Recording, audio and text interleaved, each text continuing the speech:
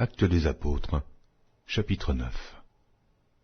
Cependant, Saul, respirant encore la menace et le meurtre contre les disciples du Seigneur, se rendit chez le souverain sacrificateur. Il lui demanda des lettres pour les synagogues de Damas, afin que, s'il trouvait des partisans de la nouvelle doctrine, hommes ou femmes, il les amenât liés à Jérusalem. Comme il était en chemin et qu'il approchait de Damas, tout à coup, une lumière venant du ciel resplendit autour de lui. Il tomba par terre, et il entendit une voix qui lui disait « Saul, Saul, pourquoi me persécutes-tu » Il répondit « Qui es-tu, Seigneur » Et le Seigneur dit « Je suis Jésus que tu persécutes. Il te serait dur de reguimber contre les aiguillons. » Tremblant et saisi d'effroi, il dit « Seigneur, que veux-tu que je fasse » Et le Seigneur lui dit « Lève-toi, entre dans la ville, et on te dira ce que tu dois faire. » Les hommes qui l'accompagnaient demeurèrent stupéfaits. Ils entendaient bien la voix, mais ils ne voyaient personne. Saul se releva de terre, et, quoique ses yeux fussent ouverts, il ne voyait rien. On le prit par la main, et on le conduisit à Damas. Il resta 3 jours sans voir, et il ne mangea ni ne but. Or, il y avait à Damas un disciple nommé Ananias. Le Seigneur lui dit dans une vision, « Ananias » Il répondit, « Me voici, Seigneur. » Et le Seigneur lui dit, « Lève-toi, va dans la rue qu'on appelle la droite, et cherche dans la maison de Juda un nommé Saul de Tarse. » Car il prit, et il a vu, en vision, un homme du nom d'Ananias, qui entrait, et qui lui imposait les mains, afin qu'il recouvrât la vue. Ananias répondit, « Seigneur, j'ai appris de plusieurs personnes tous les maux que cet homme a faits à tes saints dans Jérusalem.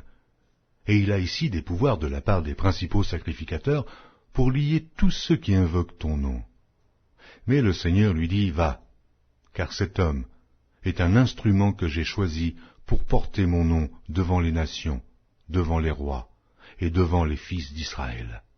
Et je lui montrerai tout ce qu'il doit souffrir pour mon nom. » Ananias sortit, et lorsqu'il fut arrivé dans la maison, il imposa les mains à Saul, en disant, « Saul, mon frère, le Seigneur Jésus qui t'est apparu sur le chemin par lequel tu venais, m'a envoyé pour que tu recouvres la vue et que tu sois rempli du Saint-Esprit. » Au même instant, il tomba de ses yeux comme des écailles, et il recouvra la vue. Il se leva et fut baptisé. Et après qu'il eut pris de la nourriture, les forces lui revinrent. Saul resta quelques jours avec les disciples qui étaient à Damas, et aussitôt il prêcha dans les synagogues que Jésus est le Fils de Dieu.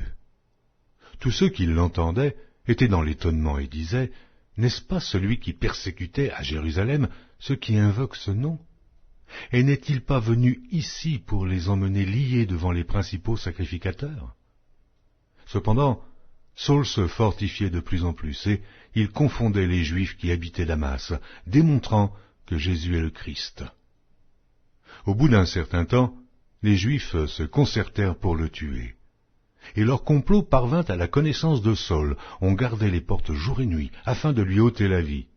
Mais, pendant une nuit, les disciples le prirent, et le descendirent par la muraille, dans une corbeille. Lorsqu'il se rendit à Jérusalem, Saul tâcha de se joindre à eux, mais tous le craignaient, ne croyant pas qu'il fût un disciple. Alors Barnabas, l'ayant pris avec lui, le conduisit vers les apôtres, et leur raconta comment, sur le chemin, Saul avait vu le Seigneur, qui lui avait parlé, et comment, à Damas, il avait prêché franchement au nom de Jésus. Il allait, venait avec eux dans Jérusalem, et s'exprimait en toute assurance au nom du Seigneur. Il parlait aussi et disputait avec les hellénistes, mais ceux-ci cherchaient à lui ôter la vie. Les frères, l'ayant su, l'emmenèrent à Césarée, et le firent partir pour Tarse. L'Église était en paix dans toute la Judée, la Galilée et la Samarie, s'édifiant et marchant dans la crainte du Seigneur, et elle s'accroissait par l'assistance du Saint-Esprit. Comme Pierre visitait tous les saints, il descendit aussi vers ceux qui demeuraient à Lyde. Il y trouva un homme nommé Énée, couché sur un lit depuis 8 ans et paralytique. Pierre lui dit, « Énée, Jésus-Christ te guérit, lève-toi et arrange ton lit. Et aussitôt il se leva. Tous les habitants de Lyde et du Saron le virent, et ils se convertirent au Seigneur. Il y avait à Joppé parmi les disciples une femme nommée Tabitha, ce qui signifie Dorsa. Elle faisait beaucoup de bonnes œuvres et d'aumônes. Elle tomba malade en ce temps-là et mourut. Après l'avoir lavée, on la déposa dans une chambre haute. Comme Lyde est près de Joppé, les disciples, ayant appris que Pierre s'y trouvait, envoyèrent 2 hommes vers lui, pour le prier de venir chez eux, sans tarder. Pierre se leva et partit avec ces hommes. Lorsqu'il fut arrivé, on le conduisit dans la chambre haute. Toutes les veuves l'entourèrent en pleurant, et lui montrèrent les tuniques et les vêtements que faisait Dorsa pendant qu'elle était avec elles. Pierre fit sortir tout le monde, se mit à genoux et pria. Puis, se tournant vers le corps, il dit, « Tabitha, lève-toi. » Elle ouvrit les yeux, et ayant vu Pierre, elle s'assit. Il lui donna la main et la fit lever. Il appela ensuite les saints et les veuves, et la leur présenta vivante. Cela fut connu de tout Joppé, et beaucoup crurent au Seigneur.